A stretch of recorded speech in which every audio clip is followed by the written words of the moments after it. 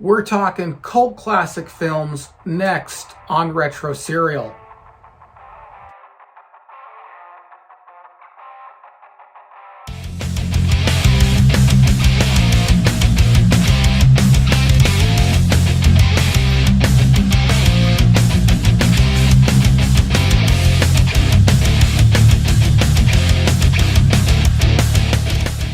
Hey everyone, welcome to Retro Serial. I'm your host, DNC. I'm glad you could be joining me for today on today's program. On today's program, we have returning guest Deryk from Flick Snacks and Knickknacks and Thrashpondo Ponds, where we talk about the genre of movies called cult classics. And we talk about it mostly from the 70s, 80s, and 90s, but we go a little bit before and a little bit after. This is a conversation I'm sure you are going to love, so stick with us. But before we get to that interview, please do me the honor of liking this video, hitting the subscribe button, hit the share button to share it on your favorite social media. And if you want to know when these things are available, please hit the bell notification. If you are listening to this on podcast platform only, then please go ahead and like this video or like this podcast and give me a review and a rating. That would really mean the world to me. And also share it on your favorite social media. And if you like what we're doing here at Retro Serial on the podcast, head on over to the YouTube page. Why not? Just check it out. You'll like what we're doing over there, where we talk about all things growing up Generation X. If you want to become a supporter of Retro Serial, you can do so by clicking the link below to the Patreon page, where you'll find a couple levels of support. There's the Cornflake Club, in which you will receive, in which is $3 a month. Sorry, you don't receive anything. It's just a tip jar. It's $3 a month. And then there's the Honeycomb Hideout, which is $5 a month. And in that, you will receive all podcasts and all videos, most all podcasts and most all videos, a day in advance. With all that said, as clumsily as I blew through that, we're going to go ahead and get straight to the interview. All right, everyone. Hey, I'm not going to reintroduce what I've already introduced. We are here with Thrashpondo Ponds, my co-host, and our special guest, Deryk from Flick Snacks and Knickknacks. And I have wanted to do this video for a while. I have all these ideas actually that I want to do. I mean, I have like 10 ideas that I want to do that, you just can't record stuff all damn day long. You know what I mean? Yeah. So you just have to take it as it comes. But this is one, I bring that up because I feel like I say this about every video, but this is a video I have wanted to do for quite a while. And what we're going to be talking about, obviously, is cult classics, and cult classics we loved, what we didn't love, a definition, all that stuff is coming at you right now. And with our special guest, Deryk, I feel like I should start with a definition. And our definitions might shift a little bit. But before I do any of that, I really kind of want to ask you about your film that you're filming, your new movie. Let's just riff on that for just a bit. I want to, it sounds very interesting to me. So please, by all means, take some time to tell us about your new movie that you're coming out with. Well, for quite some time, I guess about 5 years ago, I made like a really short bucket list that I plan to add to, of things like I've got to do this at some point, just for fun, if nothing else. And making a short film was on there. And I guess it was a couple months ago, I was just kind of sitting around the house, getting ready for Halloween season, watching a lot of horror films. And I just had this story, and I have things like this happen to me a lot, but I just had this story flash through my head. And it was from like beginning, middle, and end. And I was like, that felt complete. And so I wrote it down, and over the last couple months, I've tinkered with it, added to, taken away, and kind of gotten, I guess, a sort of final draft of the script and started casting. And we've got all 5 people cast as of last night.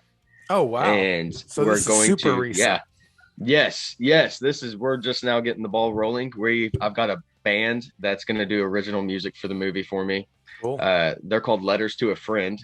They're an Oklahoma City area band, and really, really cool. As a matter of fact, I'd seen them play a couple years ago at a show, and just by coincidence, he volunteered to do this and let me know his band name. And I was like, I've seen you guys. That's crazy. And so we got to talking. And so he's going to do some what kind of music do they play? They play like what I would probably call thrash hardcore. Oh, okay. You know, so it's like your typical, like something similar to, I don't know if you're familiar with bands like Knocked Loose or Varials. They're just like it's like almost hardcore, but less punk, more thrash thrown in. Kind of beat down hardcore. And is it anything like we were Romans? Yes. Okay. Yes, I would say that, but maybe just slightly harder. Okay. Just slightly harder. But they're going to be working on like a doom metal track for me too. I wanted something really like sinister and slow and dragging, and they're going to do something like that for me, I think, for the movie. But we're going to do wardrobes and location photography coming up in the next few weeks.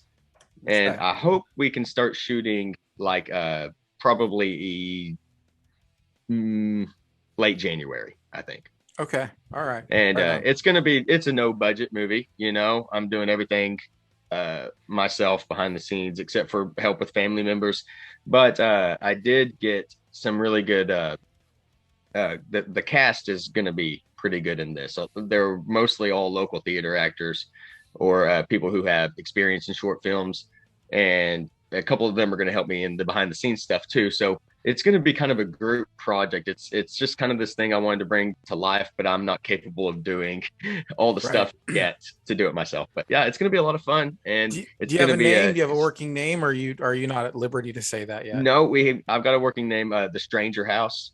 Okay. And it's going to be, it's sort of it's a short film. Like I said, it's going to be probably about 15 minutes long. It's going to be like a little slasher type of film, but with a little bit deeper, not just a slasher movie. There's something deeper going on, but it's going to, like I said, it's going to be a lot of fun and a good experience for me because I plan to do a couple of ththese short films in the future.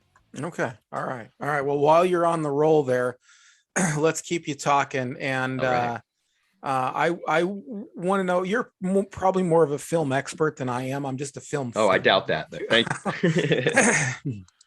But what's your definition of a cult classic? It's so funny you asked me that.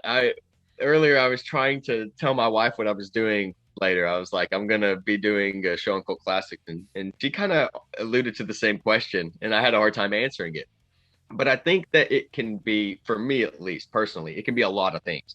It can be a movie that is underrated, but feels like it's aged well. In a way, or it could just be a movie that at the time was a flop, but grew a crowd that has remained loyal over time and added to it because it's got a niche. But it's for me, I think it's both those things combined. I think I think that a movie can be a cult classic without being underrated. For instance, there's all sorts of movies I would call probably cult classics, like The Lost Boys, for instance, but it's not underrated. You know, it's very popular, but it's still kind of that cult classic type of movie. But that's probably on like the most popular end of the spectrum. I think you can get and still be a cult classic. Whereas I think you could be an independent B movie or C movie even and be a cult classic because, or something like a Samurai Cop. Okay. Is one of the worst movies I've ever seen made, but it is also extremely entertaining. Like it was made as this serious movie that's a comedy on accident, but it works as a comedy, and it's got a cult classic following so much as those actors. It's like the only film they ever did, and they go to Comic-Cons and stuff because this movie has remained so popular. Right. So I think it's a wide variety of things. I think it's just I think there's a certain feel you get when you see a movie, and it's hard to explain that feeling. That it's just got that cult classic feel. I don't know. What do you think? What do you guys think? I was just going to ask Thrashpondo too to chime in a little bit on it, and I'll of course give my opinion. It doesn't mine is not going to differ too much from yours. I might have a little different linguistic take on it, but I think they're essentially the same. Go ahead, Thrashpondo. Well, I couldn't agree more. It can be many different things. The classic example is the film that's so bad it's good. Example, Plan 9 from Outer Space. it's just a terrible, terrible movie, but it's just so much fun to watch. It has its own following.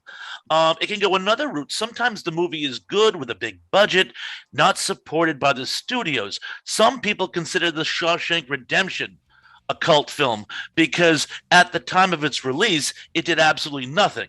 It was up against Forrest Gump and Pulp Fiction. Yeah. So it was death in the box office.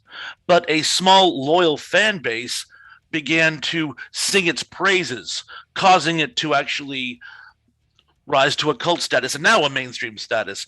But any number of things can cause this cult status. I like to think of them as these sort of hidden gems, movies that maybe aren't particularly good or have a limited production value, but bring something to the table that you don't see in other films, which makes them rewarding to view. And I have a number of examples to those. Okay. All right. Awesome. We want to get to those examples from anything before 2000s is going to be on the table. And then even in the last little bit, I'll ask about 2000s if we want to throw some in there. You guys are just hitting the nail on the head. There really isn't a whole lot I could add. I would say that there's kind of there might be one more aspect to it. And that is that they retained some popularity, but not in a mainstream way. I mean, there are movies out there that are just bad movies that we don't watch, and they've gone by the wayside, and deservedly so. Right. But then there are movies that are popular amongst certain groups of people, almost like subgenres of people as well, are subgenres of people with certain interests that that keep the movie alive, that keep the movie popular. So they're popular movies to a degree, but not in the traditional sense of popularity. So, for example, Star Wars could never be considered a cult classic because it's mainstream popular. The Titanic couldn't be considered a classic or cult classic because it's mainstream popular.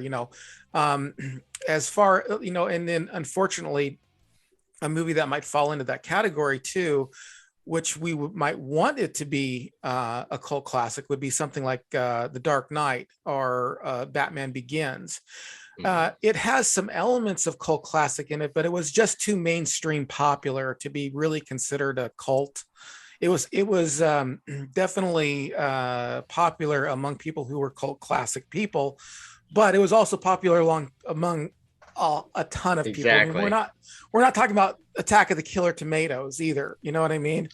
And the popularity of it could be a result of a couple reasons. It could be like a sub-interest. So for the example that you gave, Deryk, about Lost Boys, was one that kind of crossed my mind as well. It's a popular movie, but it's a popular movie among people who are really into vampire movies. Exactly. Yeah, you know what I mean? So to me, it's one of those movies that at least in some way fell through the cracks for some reason or another. It could be, they might not have tried though. You know what I mean? They might have tried to get the best movie out there, a big budget. Sometimes it's just the material has to match a certain crowd, that certain crowd has to be interested in it. And I don't think that's a bad thing to make those movies that only appeal to a certain crowd instead of these major blockbusters that try to do everything for everybody. Yeah, exactly. Yeah, they become cult classic for various reasons, and one is, like you're saying, they're aiming toward that. They're aiming toward a niche audience. But in the other example is it just fell through the cracks. But for some reason or another, it stayed alive. And like you said, if we bring up some from the 2000s, I have at least two I've thought of right now that I've written down too that I think are incredible, already cult classic type movies for the reasons we're talking about. They slip through or they have a certain niche, but they're just these terrific movies that not enough people see or love. Okay. It's odd. Well, let's start with the 2000s. That's fine with me. I'd love to hear what you have to say about the. Well, that's okay. If you want to start wherever you want to start, and we can work down if we got time to jump on those, because I got plenty of stuff for the 70s, 80s, and 90s too. Well, does anybody have anything before the 70s? I do. Okay, let's start there then. I started with what I feel I can totally make a valid case for. The original cult classic in my opinion, would have to be 1932's Freaks. And there are several reasons for that. Great choice. Great choice. Thank you. Thank you. One, it conceivably is the first exploitation movie because they actually use people with issues. They weren't typical. They had various body issues that made them into, I hate the term human oddities, but that was the term at the time. Exactly, though. Yeah. That, and also it was considered downright raunchy for the 1930s. To the point where I believe it was the Hays Commission was all over it. And the film was actually banned for many years. And it wasn't until I want to say the 60s or even early 70s when college groups were dusting it off saying, no, you have to see this. It's a valuable, valid part of American cinema. And they basically gave this film a resurgence. And that makes it, in my opinion, a true cult classic because it would have never been heard of if it wasn't for this small, shall we say, deeply disturbed following, one might say. Wait, that's true. I've heard about that film and I've seen it very recently. Like a month ago, I was looking up some of the old video nasties and things like that, some of the old band videos, and that one popped up, and I remember watching it. And that is you couldn't. I don't know if you could find a better example for a cult classic movie than that. It's just a great example. You said it, it was just like, yeah, that's so. It's crazy to watch though. It is a hard watch at times. It really is. It's painful. It's very, very sad. But as for American cinema, it needs to be at least remembered, if not necessarily watched. Yeah, absolutely. And I do have one too from 1957. I have it right here. Night of the Demon. Oh, okay. And this is one I consider a cult classic because at the time it was kind of shunned and not banned, but shunned in a way because it dealt with the cult, and a lot of pentagrams are shown in the movie and that sort of thing. And so they kind of, pushed this movie to the side, and it was in the 70s when it also kind of got like its little push back into mainstream. But once a movie's been out for that long, it's hard to give it the attention it deserves. It almost automatically becomes a cult classic and can never really become a true mainstream classic, and which is fine though. Still, like, it still finds its niche and still serves its purpose. But that's when I would say it's just a great movie, great acting, and it's not scary, but it's just like almost like a psychological thriller involving demons and the occult. But it's a good watch, definitely a good movie. And that's the Criterion Collection. It comes with like a poster and a script and all sorts of stuff. It's a really cool addition. So you got kind of a package with that, huh? So let me ask you, so Freaks is a show that I've not seen, but I've seen clips of it. Obviously, I think that's the one where it shows people with deformities and stuff like that. And there's clips of it. Is it a full-length film? I want to say an hour and 20 minutes. So just inside the scope. Yeah, just inside the scope. And it was kept alive because, what did you say? I didn't quite catch that. Oh yes. What happened was, years after it was shelved, shall we say, for want of a better term, small groups of film students and film departments and colleges began to basically promote it and sing its praises and say the film had to be seen and it was a valid form of American cinema. And that basically brought it back. And then late night film shows began airing it. And that's how I actually saw it for the first time, maybe 20 years ago. And again, while I certainly agree it can be a difficult watch, it has its validity and should be seen. Right. Definitely. Is there any films that you guys know from the two of you that I mean, by all means, they're cult classics, except for the fact that it's like really, really cult classic. Like, I mean, like maybe you and 5 of your friends know about it. And people from around the world in the internet. I was wondering if there's anything like that you could think of. Yeah. No, go ahead, Thrash.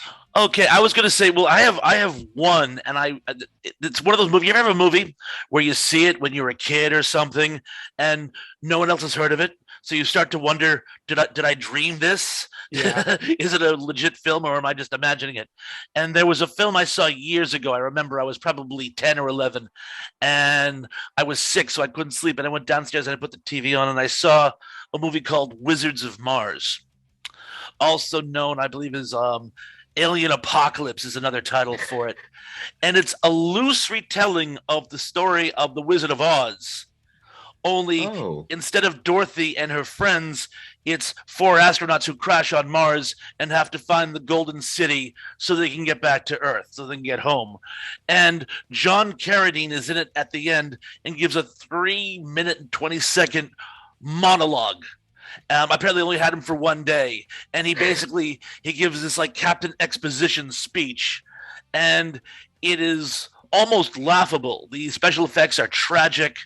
The acting is almost non-present, but I would call it a definite cult classic, specifically because I can count on my hand three people I know who've seen the film as well, and at least one of them was another film buff on YouTube. So that's a really obscure cult classic. Yeah, that definitely fits the criteria. Let's start with the 70s. I think we really have a rise. For me, anyway, like you guys were saying, there are cult classics that existed beyond the 70s. But when you start getting, into being able to make films, and the explosion of the film industry really starting to happen, where budgets were like, okay, hey, we can do not just one film a year from a studio or two films a year from each of the studios, but we can start filming, 10 films a year, 30 films a year from these studios. And I really think that's where you start seeing the emergence of these films starting to happen, really starting to blossom anyway.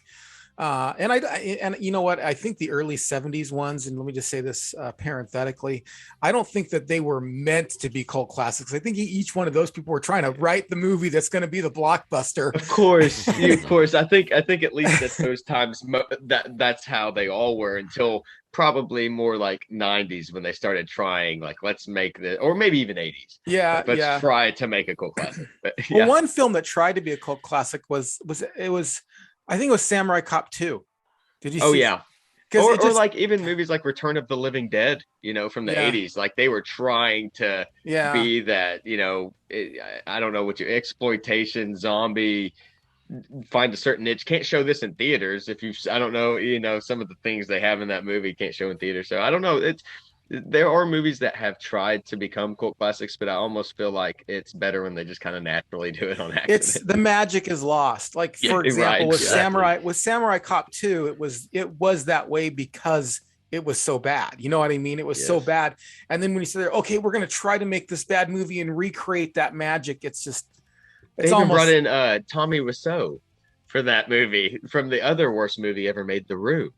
Oh, they combined the two worst movies ever made, Samurai Cop and The Room, to make Samurai Cop 2. So it was great.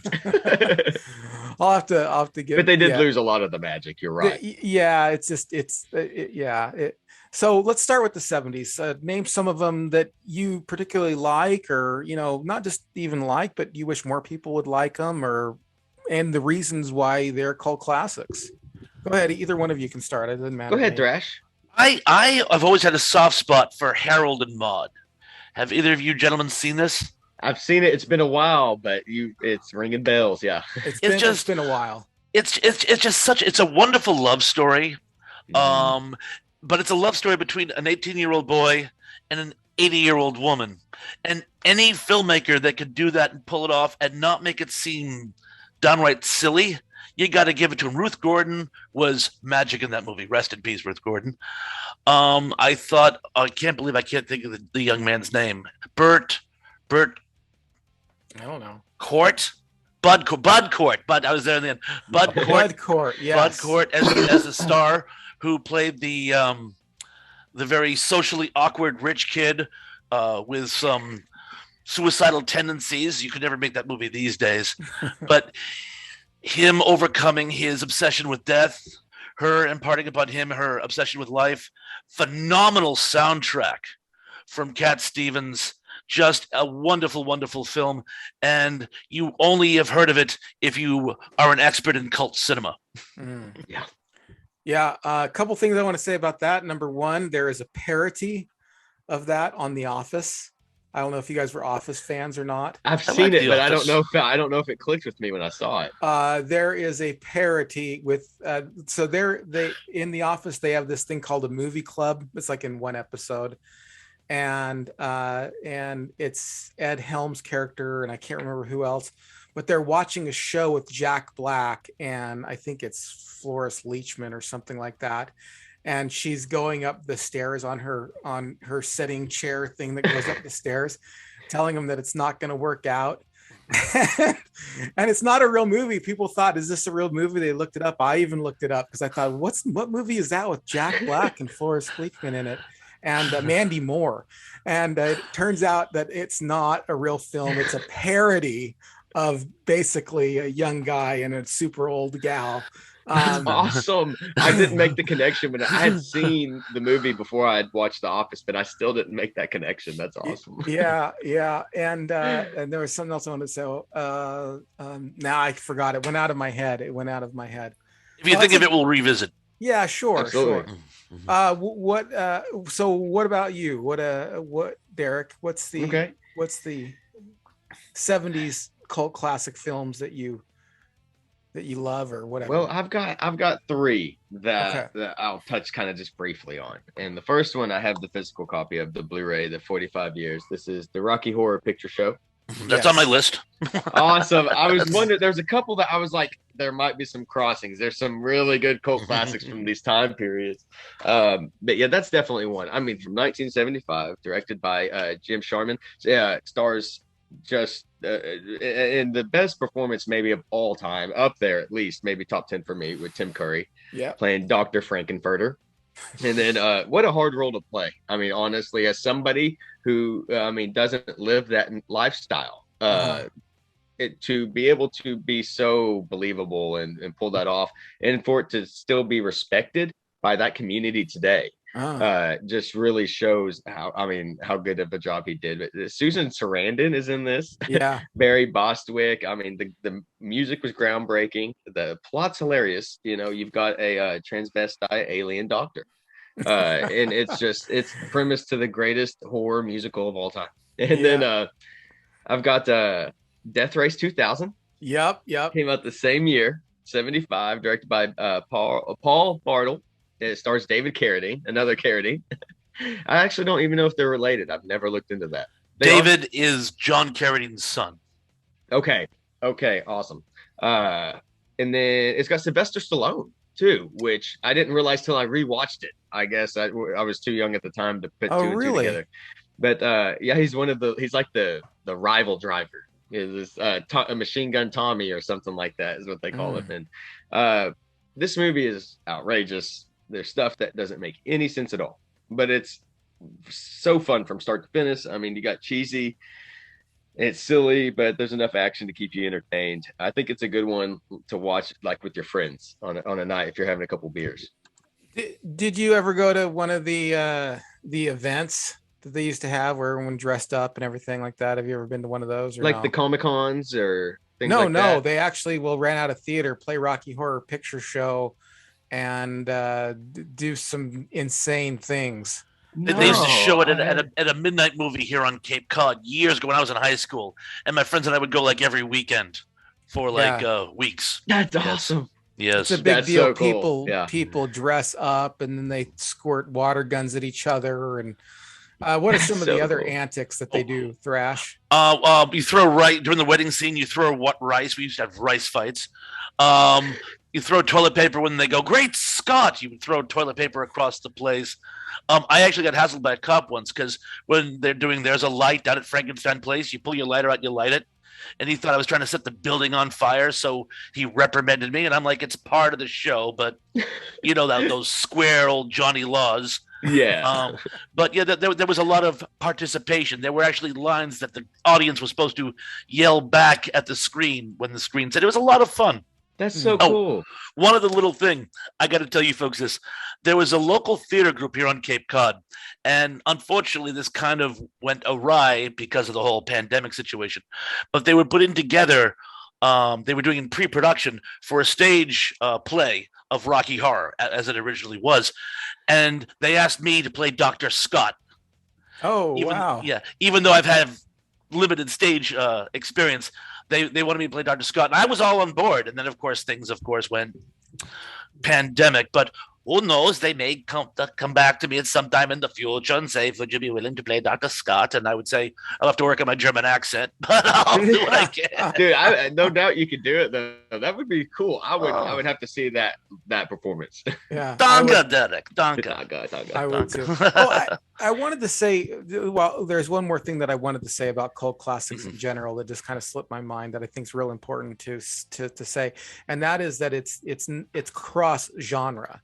So it's not just so it can be horror, it can be comedy, it can be action, it can be, that's one of the most important things about it is that it's not just like, oh, only horror films can be cult classics or only comedy films or only, it's cross genre. You can have, yes, yeah.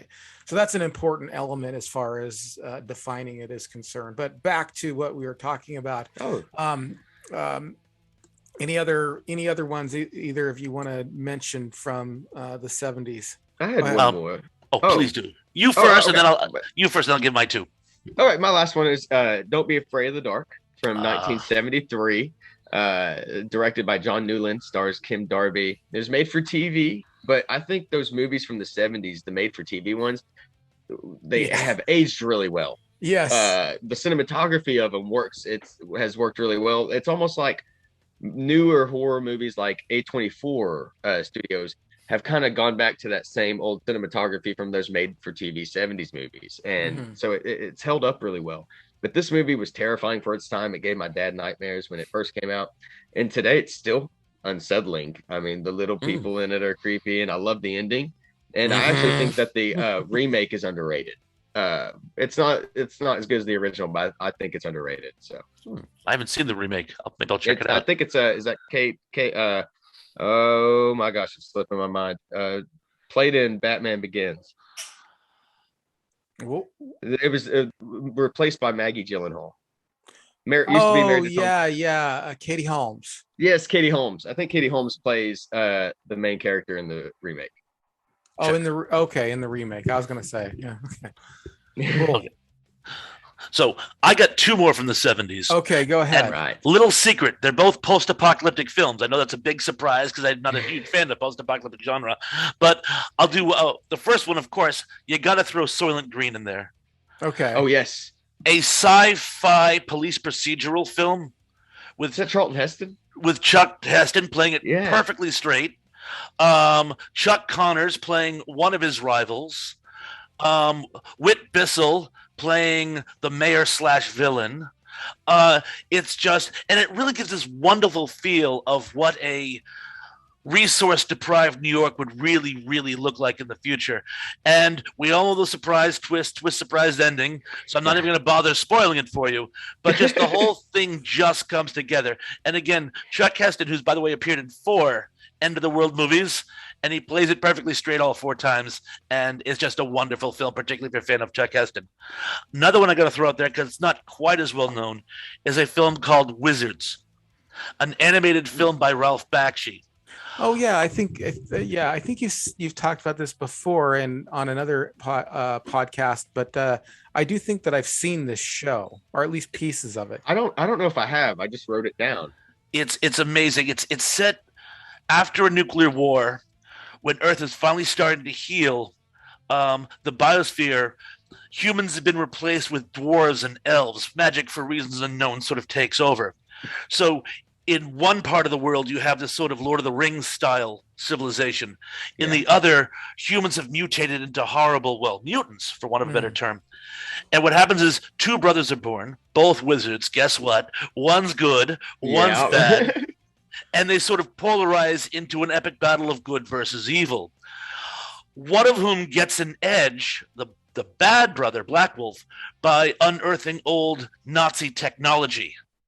So in the climactic battle, you have dwarves and elves on one side with their magic. You have black demons and mutant Nazi zombies on the other. And what could be a more amazing climactic battle? It's just such a fun film, and it has some great characters. It has some great humor.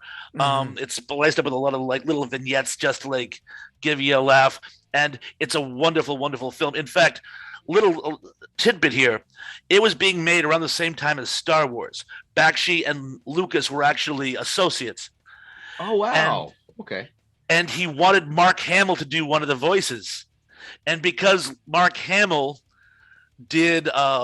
was given a few days grace so he could work on Wizards, Bakshi actually changed the film. Originally it was going to be called War Wizards, which I think is a better title. But Lucas says awesome. It is, but if you call it War Wizards, people would confuse it with Star Wars. So Lucas said, "Could you please alter the title a little?" And Bakshi said, "Sure." And I just thought there was this nice little connection with Star Wars.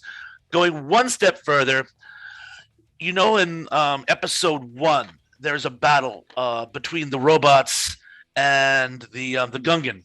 Yeah. And Lucas said, going back, he always wanted to have a climactic battle where there were no humans at all. Two completely alien forces. I always believed he got his idea from Wizards. Could very well be. He did draw inspiration from all sorts of movies. Star Wars is essentially a compilation of everything that was popular before that movie, which it worked, and it's my favorite series of all time. But Akira Kurosawa and all sorts of other, the Hidden Fortress is the one movie I was thinking of, and like you said, some of the other works at the time with his associates. So that's so interesting, though. I have never seen that, and I've actually never heard of it. And I'm surprised, so I'm going to look that up. Thank you. You're welcome. Well, I think no conversation about the 70s and cult classic films would be complete without mentioning Attack of the Killer Tomatoes. That's probably one of the more well-known of the classic cult classic films. And good movie. Yeah, honestly. Yeah, I think probably two of the most well-known cult classic film would be Attack of the Killer Tomatoes and then the Rocky Horror Picture Show. Yes. But what about Zardoz? Oh, remember Zardoz? I've heard of it, but I don't know if I've seen it. Talk about Wizard of Oz ripoffs. Nice. Well, hey, I'll probably like it then. Zardoz is about it's a Sean Connery film. Oh. And he's like a slave. It's been quite a while, but he gets sucked into this other universe of these kind of like these upper crust people, but they don't know about sex. And it kind of skates. Let me guess. Does Sean Connery get to teach him? Not in limited amounts. Let's. Okay. So they just, they don't know what to do with this guy because he's from this other world and he's kind of a slave type person, and so he's exotic, to a lot of them. Didn't really fit into their paradigm. But yeah, that's an interesting one. A lot of stuff that's on Mystery Science Theater, of course, is the cult classic type films. Yes. Let's move this into a decade I am much more familiar with, and that is the decade of the 80s. Because my favorite. So many cult classic films in the 80s of all kinds of genres that I think that it's just worth mentioning. I'm going to mention a few of them here. I think Heathers would be considered one of my favorite shows when I was a kid, and I think that could be considered a cult classic for sure. It wasn't popular. It was kind of bizarre. It was a murder mystery kind of thing, and it skirted on a surrealism. And I just thought, and I thought the acting was great in it too. But it was just one of those kind of films that we were just kind of discovering what it came out in the 80s, but it was looking forward to the 90s, I think. And we didn't know what the 90s was going to be about back then. We didn't know what it was going to be. We knew it was going to be something different, but we couldn't quite put our finger on it. And it changed drastically from decades. It's so odd, isn't it? Yeah. Sorry to interrupt, but it's just so, you can see how it's almost like every decade on the dot, tone, everything shifts. Yes. Sorry, Yeah. guys. No, you're correct. And but I think in the 90s there was almost this awareness that it was going to change. I think when you look at, like, from the 70s to the 80s, it's more of a blending, but in the 90s, from the 80s to the 90s, at least I did when I was a kid, had this awareness that things were kind of new. That it's just like things are going to go somewhere. I don't know where they're going to go. And people made all kinds of predictions about it, in movies and in music and stuff like that. They try to do new things and innovative. And Heathers was kind of one of those that I felt was kind of one of those that kind of pushed it to somewhere. And it actually worked, but it just didn't gain popularity. Go ahead. The amazing thing about the 80s was the decade where we rewrote the book. The 90s would be the decade where we said, where does this book take us? And you're right, we didn't know. All we knew is one way I always thought of it is we were standing on the backs of giants. We had the radical hippie movement of the 60s. Yep. We had our grandparents won the Second World War. So we had these amazing generations before us, and all we had to do was cherry pick what they did, and we'll have all the answers. And again, the book was rewritten, and it was like, okay, now where do we go? Yeah. And it was almost like the 90s. Just to jump just a little bit, not to talk about what I'm going to talk about when we get there, but just to say, like, sure. Just to say, when we got to the 90s, it was almost like the 80s had done everything so good that they decided to do everything so different. Instead of taking pieces from the book, it was like it started all over. It was a new chapter. Yeah, for sure.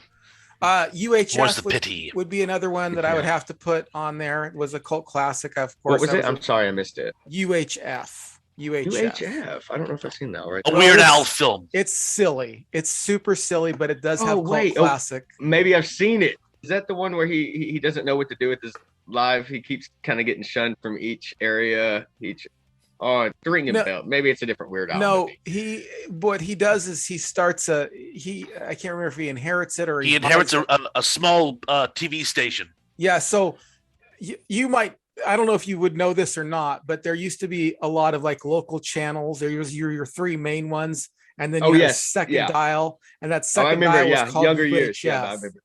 And he inherits it and basically turns it around from this, going out of business to, and he has all these kind of funny shows on there, kids shows and all kinds of stuff. And, he has Conan the Librarian rather instead of just parodies of everything, because he's the king of parodies. Yeah, for sure. He does an interpretation. He does an interpretation of the Coyote and the Roadrunner, but he does it from the point of view of the coyote, and he turns it from this like very fun little lark comedy cartoon to this poor starving coyote who is constantly tortured psychologically by this evil sadistic bird, and he starts to like get emotional, and it's one of the funniest things I've ever seen. I'm like, if you look at it from the coyote's part of view, this is horrible. It's a nightmare he can't wake up from. Yeah.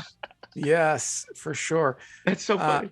Yeah, they're great. There's so many in the 80s. I'll let you take over, Thrash. Go ahead with your 80s choices. I just saw one of my favorites last night. Actually, Repo Man. Oh yeah. And yes. I almost wrote that one down. It's part hero's journey. And it's so 80s. He's a punk rocker. This punk rock kid, his life falls apart. So he gets a job repossessing cars because it's the only avenue available to him. And in doing so, uncovers a government plot to suppress aliens being stored at Area 51. And it's, who could ever in their right mind put those two together and make it believable and have it be a true hero's journey?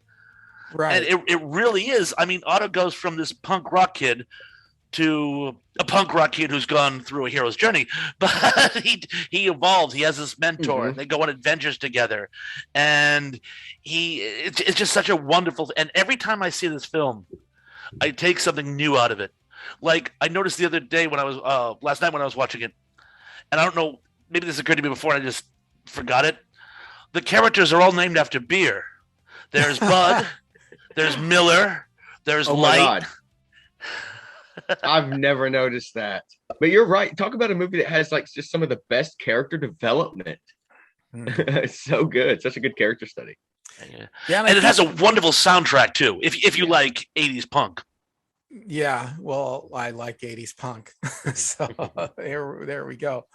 What are some of your choices, Deryk, for 80s classics? Yeah, I know I have three, and Thrash probably has some more. I'll go through my three kind of quick, but let's see. Okay, so the first one is one that's by a really prolific director, but I feel like it's undershot because he doesn't care too much for this movie, The Fog.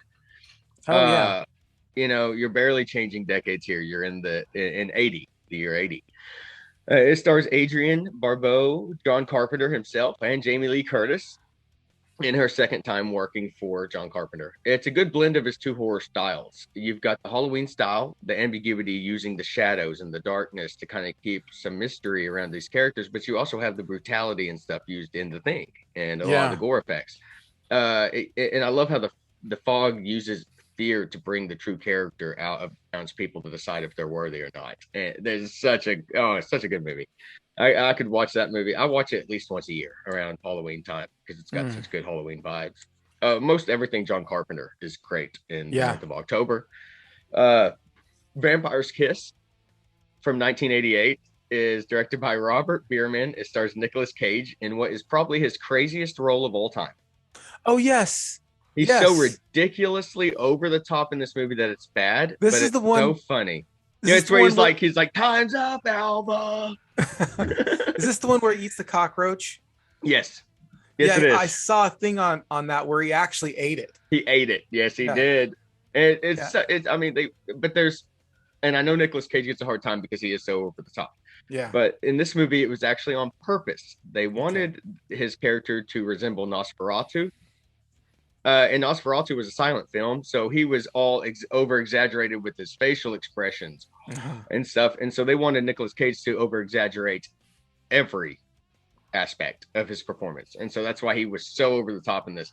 But I love the end in this, the development of the character. And I mean, who believes he's a vampire, but is he or not? You never really know.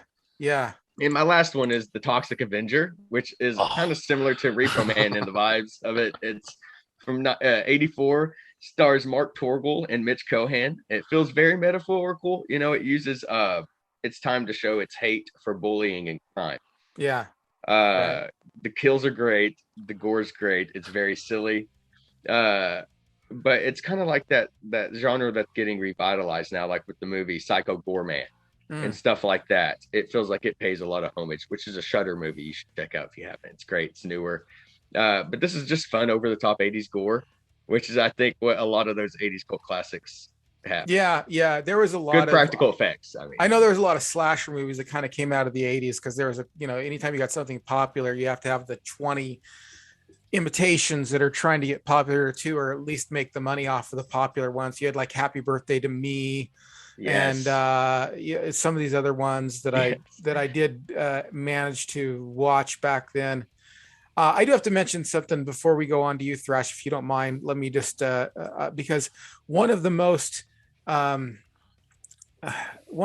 popular genres of movies that created cult classics back then was sword and sorcery films. Yes, they were really popular, with like Conan, but for every Conan you had several that didn't quite make it, that weren't quite as good, that kind of have now fallen into cult classic. And would you consider like The Labyrinth a cult classic? Definitely. Yeah, that type of film. Yeah, I think so. I mean, I don't know too much about the history of Labyrinth, whether or not it was popular in a mainstream venue. I would see, this is the thing with me, for even the definition of cult classic. If it was popular in a mainstream venue, then I think it can't be quite classified as cult classic. See that. I can see that. Yeah.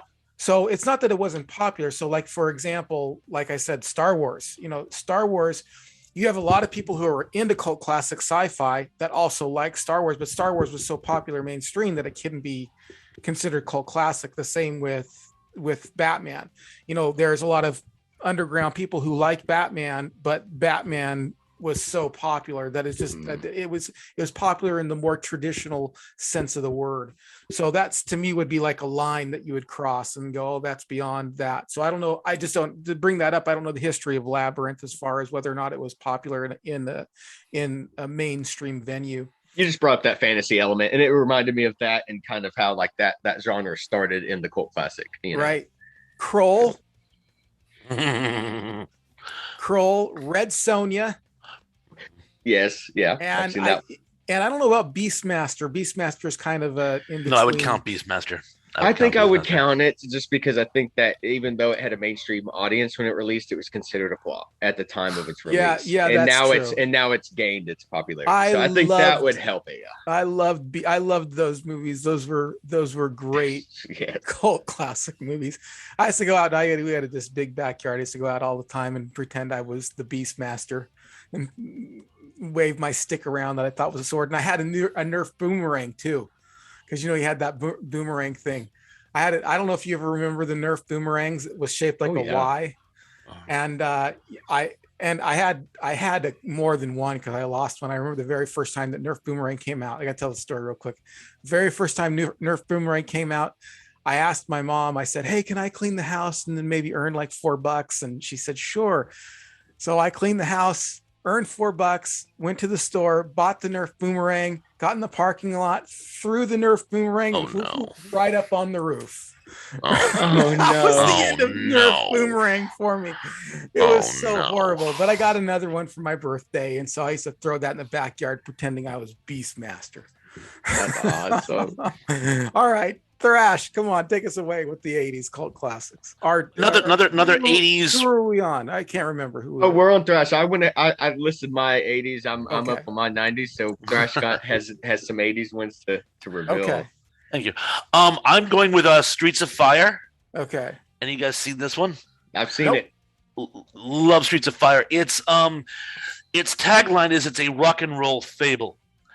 Basically, it's a musical, but the story is, this young man comes back to town to try to reconnect with his girlfriend, who's become this sort of rock and roll sex kitten, only to find her has been kidnapped by this psychotic gang leader played by William Dafoe.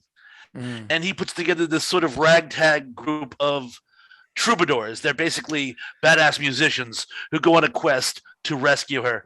And the art direction is amazing. It's almost like all the sets look like something out of a Hopper painting. It's a sort of quasi 50s Art Deco type style. You got like a haze over it too. Like this, this glow, I guess, maybe. And people talk like normally, but in an almost very staged format. Almost, I don't want to say Shakespearean, but they talk in a very scripted Theatrical sense. Yeah. Exactly. It feels like some 50s melodrama, only set in the 80s, and it's wonderfully cast. Willem Dafoe is amazing in this. I mean, he looks like a young Robert Pattinson, which is hilarious because they play together in The Lighthouse later. Ooh, wow, excellent call. Oh, and one thing, the only thing anyone ever remembers from this movie is the song "I Can Dream About You," which is one of the biggest of the 80s one-hit wonders. And yet no one ever remembers that it came from this movie. And this movie is a gem. You should go out and check it out. And while you're at it, check out the soundtrack, because the rest of the soundtrack is actually very good too. Cool. What a great pick.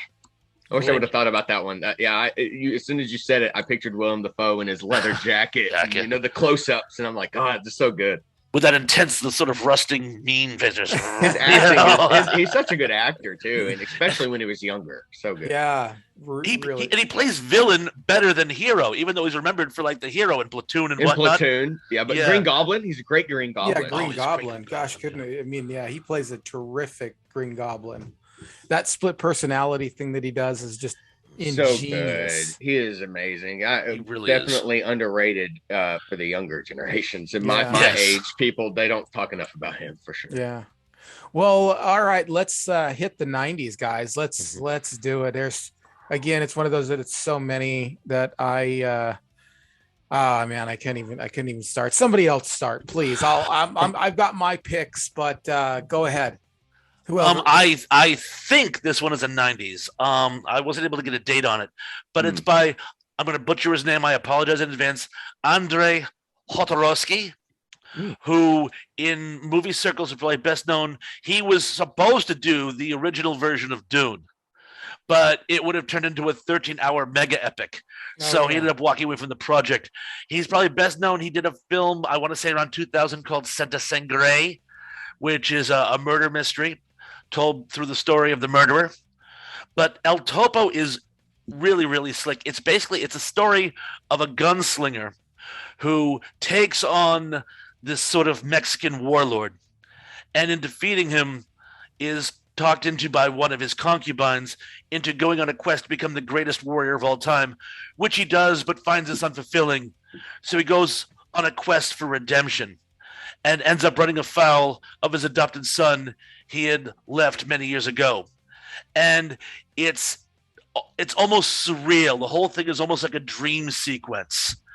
And there's a lot of biblical references and very sort of things that are actually a reference to something else. There's a lot of double entendre and a lot of what do you call it? Symbolism. And it's just an amazing film.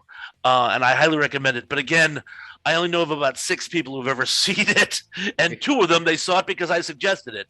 So I'm going to go with El Topo, even though I can't quite call the decade. Let's call it the 90s. All right. Sounds good. All right, you're up. Whatever. All right. If you want more than one, you can do more than one. All right. Yeah. Or if you want to go back and forth, I don't care. However you want to do. I kind of like the back and forth. So why don't you shoot, and I'll right. come in when you're ready to pass the torch. Okay. Right. So this is the generation where I was born in. I was born in the year 92.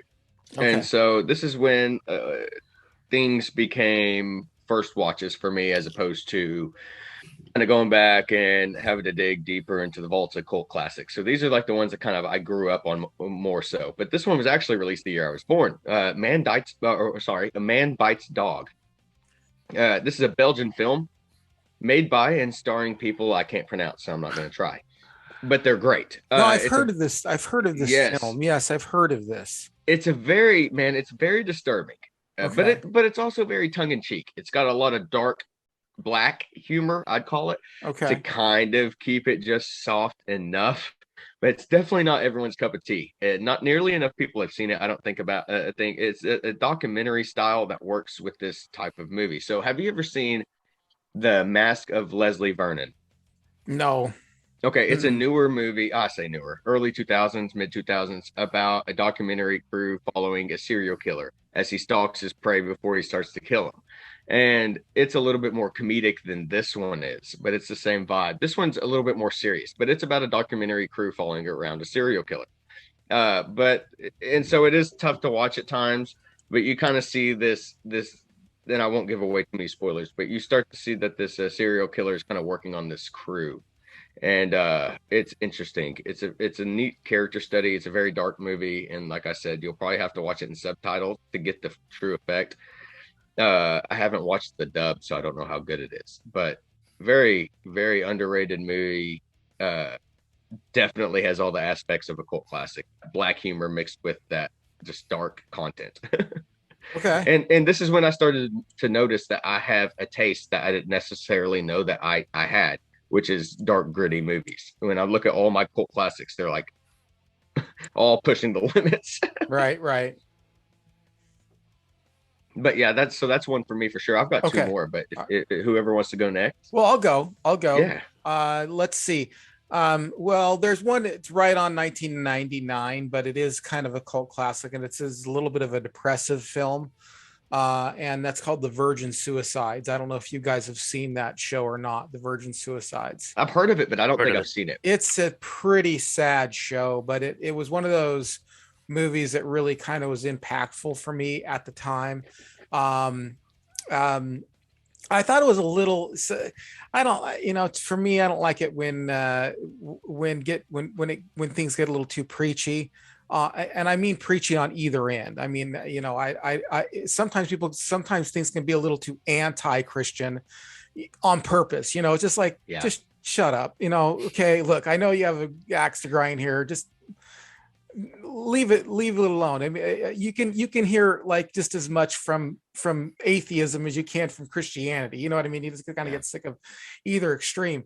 But Left to right, yeah, it come gets, on. but it's a little preachy on the anti-Christian side for me. But it was a really sad film because it's about these girls who kind of grew up in this quote unquote oppressive Christian home, and they basically all kill themselves. And there's more to it than that. I don't want to, give too much away in case. Yeah, that's maybe a little extreme, but yeah, it could still make a really interesting film. It was absolutely. It was a great film. It was hard to watch. It was it was a little heart wrenching, but it's one of those films that deeply moved me. And whenever something deeply moves me, I like it. I like it, and it is a cult classic. It was one of those films that just didn't get. It didn't go, it just didn't go anywhere. And it probably, I don't know if it didn't go anywhere because it was trying to or not, but it just didn't. So it was a good one. It was a really good one.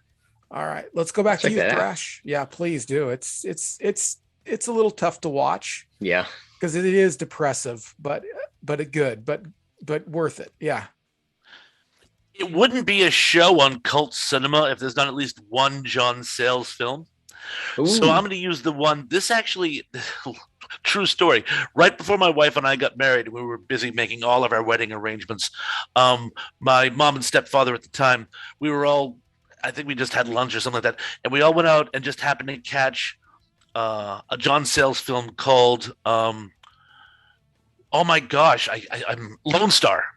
Oh. Lone Star, which is a very, very, very early film for Matthew McConaughey. He has a couple of very small scenes in it. It's mostly told, the main story arc is, I can't believe I can't think of his name. Great actor. He was in American Beauty. He played the Marine next door neighbor. Oh yeah. I know who you're talking about. I can't remember his name. Yeah, if we think of him, we revisit it. But him, and he was excellent. Possibly the first thing I saw him in, and he was amazing. And basically, it's a story of this 30-year-old murder mystery, which is brought to light, and the new sheriff in the small Texas town has to come to terms with a lot of the very disreputable things that had happened in his town's past, and comes to terms with his father, who was the previous sheriff, and some of the things he did, and other people he looked up to, and some of the shenanigans they were up to. And it's basically this cross section of the small Texas town being peeled back like the layers of an onion. And it was just a great little film. I love John Sayles. I've loved every film of his I've seen, and that's going to be my contribution to legendary John Sayles for this show. Okay. Yeah, like you said, John Sayles. What more can you say? I'm glad you gave tribute. Thank you. All right. Okay. Deryk, you're up with your number 2 choice. Okay, so my next one is going to be one that's kind of popular today. I think at the time that it was released, it was considered I wouldn't say a flop. I know a lot of people who went and saw it, but I know that it wasn't a mainstream major success, and it's gained a major cult following in the meantime. Is From Dusk Till Dawn. Oh yeah. Right. George Clooney in his best role ever. Quentin Tarantino is acting in this, does a great job. Danny Trejo, Salma Hayek, Cheech Marin. Great practical effects, awesome gore, decent scares, but most of all, it's hilarious, especially the end. Right. Just a great movie. Like I said, it's a little bit popular, but I felt like I had to mention it because, like I said, at the time, it wasn't as well received as it is today. And it's really got that niche following today. Talk about a movie that took a left turn that I didn't see coming. I mean, I did not see that. I mean, I'm all watching this show like, oh, this is about these 2 bandits and they're trying to get away with this. Robbing this little grocery store. I know. And then the next thing you know, he walks out and he's like, they were vampires. Yeah, I know. I thought it was a really good film myself. I thought it was great. Another show back, and it really kind of captures the 90s, especially the early 90s, when we were going after kind of more bizarre things, more ideas that kind of pushed the limits, but we didn't know if it was going to stick or not. It's like throwing spaghetti against the wall. You just don't know what's going to stick.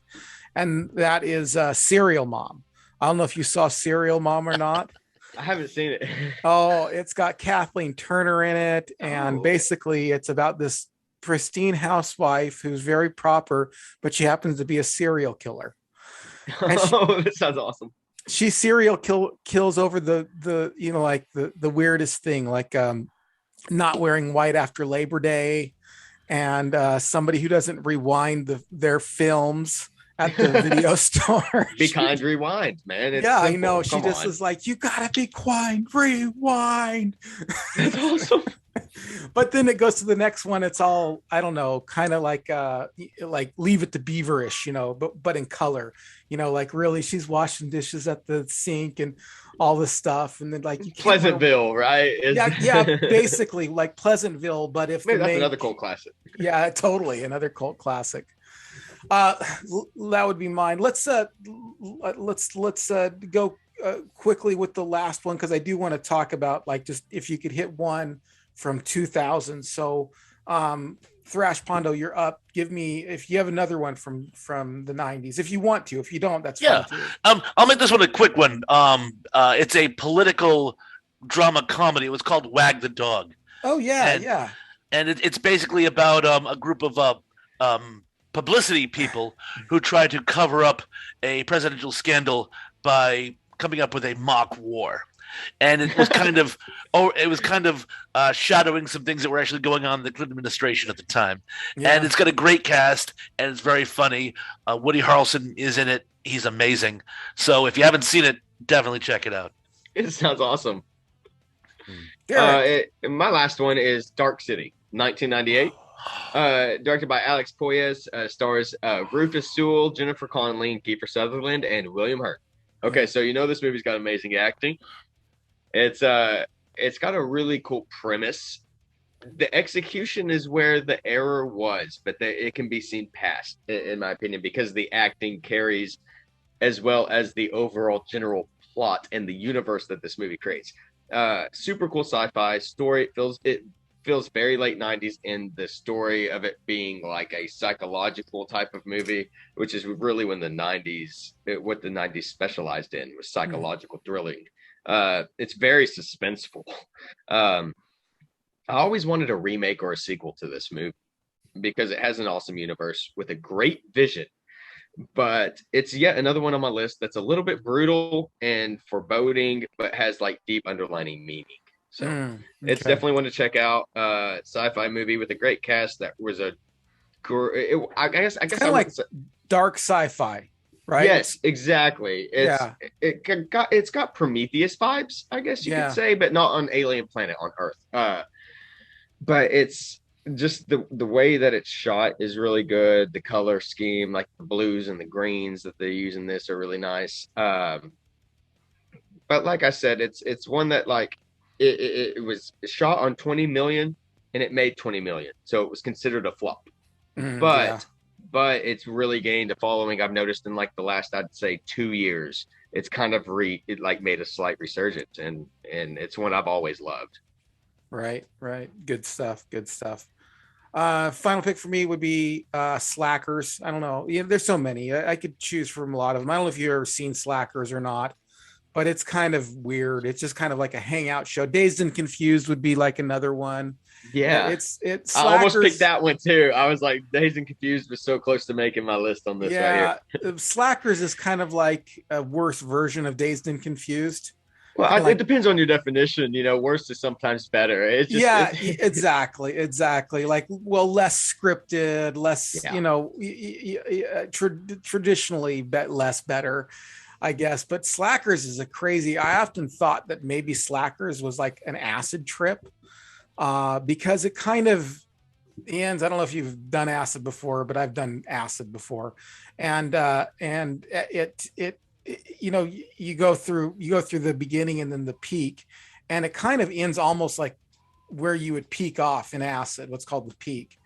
And I did acid back in the 90s. I don't do it. I haven't done it in years and years and years. So don't misunderstand me. The closest I've got to acid is watching The Wall by Pink Floyd, but I think I know what an acid trip is like after watching that. So yeah, but it seems like it would follow that, like it would end right at the and it ends just kind of weird, just like this fuzzy, blurry, no no really wrap up to the story or anything like that. But it's worth the watch. But what I want to hear is if you could pick one from that you think should have been more popular. It's kind of fallen into a cult classic of anything 2000 up to today. Okay. Go ahead. But yeah, if you don't mind, I've got three, so I'm not going to talk about them a whole lot. Okay, go ahead. Yeah, three would be But the great. first one is Eden Lake.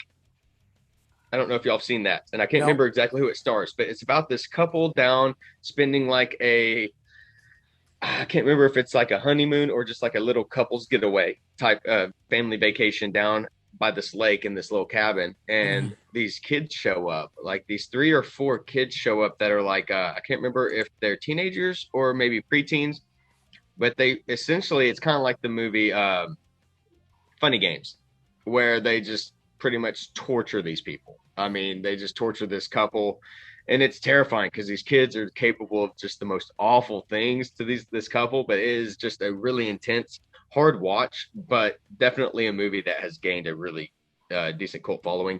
Upgrade from 2018. Upgrade is awesome. That is a movie that is a cult classic as soon as it came out. Yeah. It is one of my favorite movies since 2000, and it got overshadowed by Venom because it has a guy that looks like Tom Hardy, a similar premise, or similar situation. Not similar premise, similar situation, and it got overshadowed greatly by a lot of those major releases. But that is a fantastic movie. And my last one is a movie that this is also going to be a slightly weird plug. Claw from 2000, and I think it came out this year. I think it came out January this year. This is a movie about this comedian and her best friend traveling on their way to California to make this comedy routine she's going to do. But they end up breaking down and getting stuck in this old amusement type park where this old scientist is running experiments and brings back a velociraptor.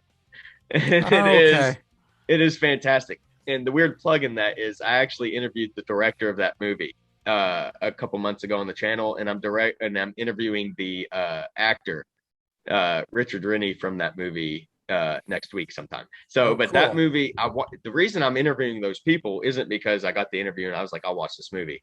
I watched the movie and reached out to him because I thought this is an instant underrated classic. It's got like a 4 on IMDb, and I'm like, people just don't understand movies anymore because you watch that movie and it's so fun. So I guess my last one would be Claw from 2021, I believe. Interesting. So that's a real recent one. But it just has those cult classic vibes. But it's a little bit too small budget, I think, to get like the major cult classic audience. But it's just such a fun cult classic vibe movie with the right amount of comedy mixed in. It's awesome. Thrash, do you have anything from the 2000s up to date that you want to throw our way? I do. Most of my selections are actually from the 20th century, but I did add one that I think deserves a shout out. It is in the 21st century. It was Kung Fu Hustle. Oh yeah. The action comedy parody gangster movie film, A Hero's Journey, which is just such a wonderful film, and there's just so much you can take out of it. It's enjoyable on so many levels. I had to add that one. Right. Great pick. Such a great movie. I watched that last week. Yeah, it was great. Did you see? There was another one that wasn't Kung Fu Hustle, but it was. Oh man, I am gonna mess it up. Kung Pao, yes. Parody. He's got the chipmunk nunchucks. Yes, the chipmunk nunchucks. I should have listened to the one boob chick. But what happened? But it was actually an old movie that he kind of spliced himself into. I don't know if you knew that or not. Yeah, it's an old. I remember. Yes, I remember that now. Like something like Steve Martin did. Yeah. With Dead Men Don't Wear Plaid. Yes. Yeah. Yes. Right. There's one movie from I don't know if it's the 2000s up to today that I think is a phenomenal movie that I absolutely love, and that's called 500 Days of Summer. And I think it has it's not scary or anything like that. So I mean, it's kind of more of a romantic kind of thing, but it has a phenomenal soundtrack. It is actually one of my favorite films of all time. And because it's kind of a little bit strange, it's really built around the soundtrack. And it's called 500 Days of Summer because the main character in it is his girlfriend's named Summer, and they date, and it's about the relationship from beginning to end, and the relationship lasts 500 days. And so it's not in order. It'll go like from like near the end where they're fighting to near the beginning to, you know, somewhere in the middle. And then there's different kind of back and forths with like his perspective versus her perspective. And it's just a phenomenal film. Like I said, the soundtrack is incredible.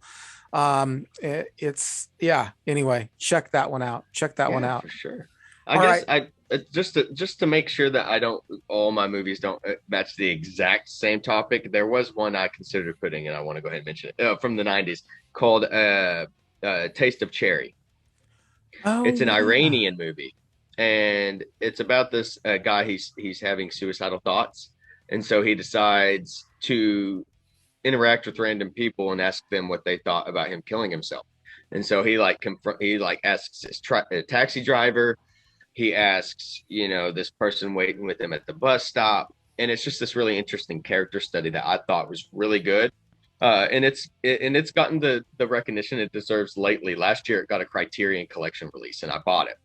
And so that's why I didn't include it, because I didn't know if getting a Criterion Collection release kind of maybe jumps you above cult status, but I don't know. But it's one that's definitely, I think, still hasn't got the audience it deserves. That's worth checking out. Right on. Yeah, definitely. So tell everybody where we can find all each other online. Obviously, everybody knows where they can find me because they're listening to this on my channel, Retro Serial. But Thrash, go ahead, please let everybody know where they can find you. You can be found at Thrashpondo Ponds, the content channel. You can find me at the non-content channel. There just won't be much to find. So find me my content channel, which is spelled capital T HRASHPONDO space Ponds, PONS. And I'll be bringing you the best of sci-fi and horror reviews of literature, film, or what have you, and an ongoing series, the top 10 worst dad jokes of all time. Yeah, he's not kidding when he says the best either. I mean, seriously, just great breakdowns and reviews. Yes, thank you. Thank you so much. Deryk, where can we find you online? Well, obviously, Retro Serial, since you're here, and if you haven't already clicked subscribe and like, you're a fool, because this guy's amazing. I'm at Flick Snacks and Knickknacks. You can find me with the same kind of tag and handle on Facebook and Instagram. And pretty much all I've got coming up, if you guys are interested in checking me out, I've got a lot of I do movie reviews. I've got some interviews with directors and actors and some filmmaking projects coming up. So if you're interested in that, you know, check me out after you're done checking those other guys out. Excellent. And I will definitely leave a link to both of these gentlemen's channels in the description box below. And actually on my page, Retro Serial, if you go to the YouTube page and check it out, I have friends of Retro Serial, and these gentlemen's content pages are on there, and there's a lot of content pages on there. You know, subscribe on each one of those if you can. I know it means a lot to all of us to do so. And you're getting up above are you above the 600 mark there? I'm exactly 600 for this whole last like 3-4 days. Yeah. And so I'm waiting to see if I hit 599 or 601 first. That's happened. You earned every one of them. That's happened to me. So much. I'll get like a 320, but then I'll like lose 2, then gain 2. Yeah, it always happens. I'm always like about to hit a mile marker, and then it's like down 2. I'm like, whoa, no. We got to get you up above 1,000, so you can start making that YouTube cash. Yeah, you know, it's to me, it's all about I really just want to get, you know, content out that people see and can appreciate. I know another good YouTuber who has quite a few more subscribers than I do, but he's a great one. That Fat Samurai guy, and yes, I do a lot of videos with him. Great stuff. So good and unbiased, and I do some versus series with him, and I'm actually going to be on there. I think it's It's not this Thursday. I can't remember the date. Not this Thursday, but next Thursday, I'll be on there doing Blade versus Black Panther. So the two Ooh. first major black superheroes, both Marvel too, Yeah. versus each other. So that'll be very interesting. You know what? I might contact him and invite myself. He was on my show talking about ninja shows. I remember that. Yes, yeah. And then I went on his talking. I can't. Under Siege versus Out for Justice. And I hit him up on Instagram, and that's how I get in contact with him. And he's he'd probably be more. He's the happy to nicest have guy too. You know what I mean? Really is. Yeah. He's really a great guy. And There's one so more, many- if we're gonna shout out YouTubers, I have to do one more. Asian movie enthusiast, Eric. Oh yeah, for sure. I've worked with him a couple times. I'll be working with him again in the near future. But if you're interested in any kind of Asian cinema at all, he does all countries, and I have never met somebody that specializes and knows more in a specific field than him. Just with Asian movies, so great. So shout out to Eric. I might have to have him on too. Yeah. Sure, he'd love to. Let him know. Let him know that I'll in the near Definitely. future I'll be looking him up. All right, everyone. Well, thank you so much for joining me today and my guests on Retro Serial. My Please pleasure. don't forget to like, comment, and subscribe, and share it on your favorite social media. If you're listening to this on podcast form only, please leave me a review and a rating. That would mean a lot. You're always welcome to support the channel by clicking the link below to the Buy Me a Coffee, the Patreon page, where you'll find two levels of support. There is the Honeycomb Hideout, which is $5 a month, but you will get most all videos and podcasts 1 day in advance. And then there's the Cornflake Club. That's just a no frills tip jar saying, hey, we like non-sugar cereal, and so we think you deserve $3 a month for supporting us here. So thank you so much, and we will talk again. And until we talk again, stay retro, everyone.